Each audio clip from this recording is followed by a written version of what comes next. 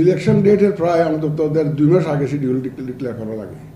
যদি ডিসেম্বরে হতে হয় আমাকে অক্টোবরের মধ্যেই শিডিউল ডিক্লেয়ার করতে হবে, কারণ নমিনেশন ফাইল থেকে আরম্ভ করে, স্ক্রুটিনি থেকে আরম্ভ করে, উইথড্রয়াল থেকে আরম্ভ করে, আবার ওরা আপিল টাপিল করবে, সব কিছু, আবার ক্যাম্পেইনের জন্য সময় দেওয়া, এগুলো সব মিলে আমার তো 2 মাস তো লাগবেই।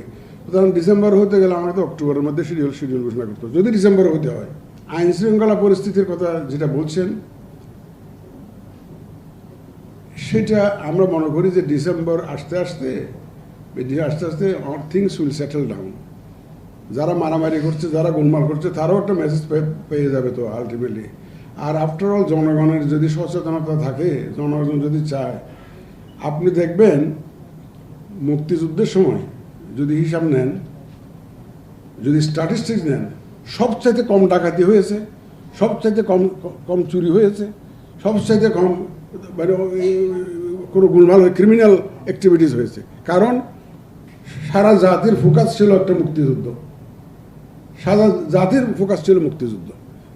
সুতরাং মানুষ ওদিকে, আমাদের লোক, সারা দেশের মানুষজন যদি, বাংলার সারা দেশ যদি চায় যে একটা সুষ্ঠু নির্বাচন হোক, জনগণ যখন একত্রিত হবে, তখন দেখবেন যে ওই যে আইনশৃঙ্খলা পরিস্থিতি যারা সৃষ্টি করতে চায়, তারা আর এটা সাহস করবে।